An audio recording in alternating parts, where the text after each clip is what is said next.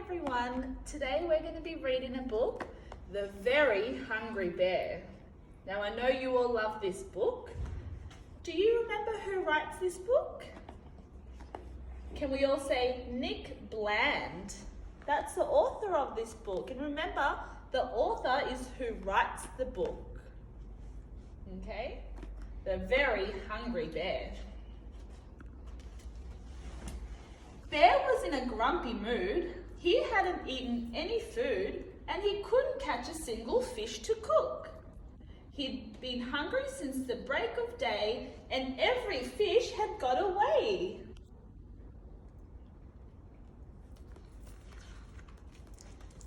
Now suddenly something huge was on his hook.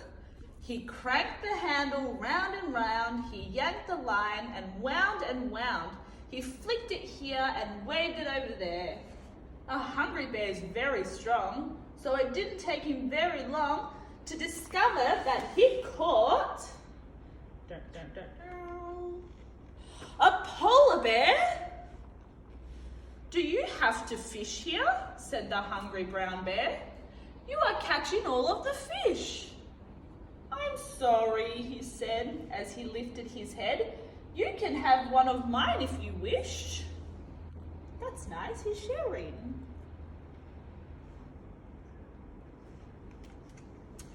Then he added with a smile, "You can have the whole pile if you'll just find me somewhere to stay.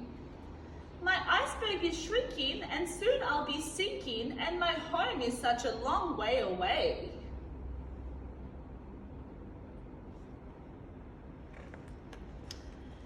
Now a fish to a bear is like a chocolate eclair. It's incredibly hard to resist.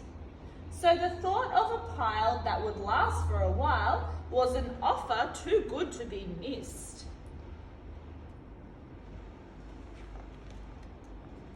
With a splosh and a splish and an armful of fish, Bear led the way through the trees.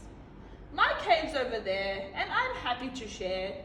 You can stay for as long as you please."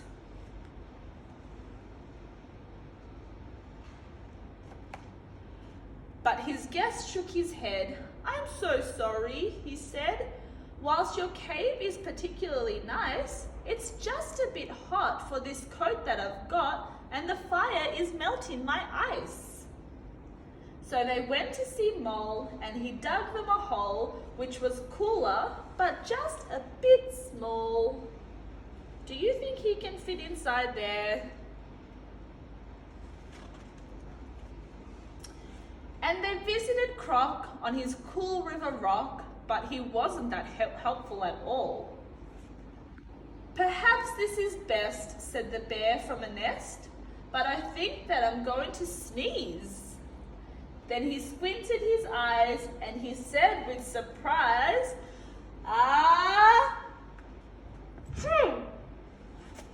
"I'm allergic to trees."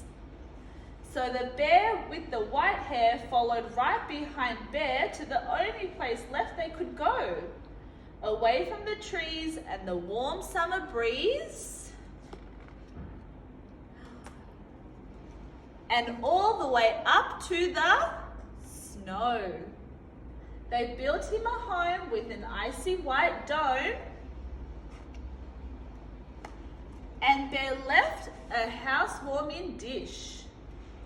With a smile and a wave, Bear went back to his cave.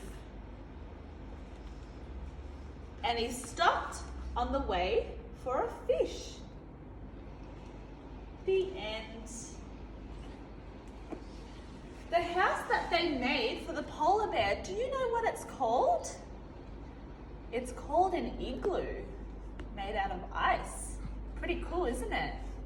Do you have any soft teddy bears at your home? Maybe you can bring them next time and listen to the story with us.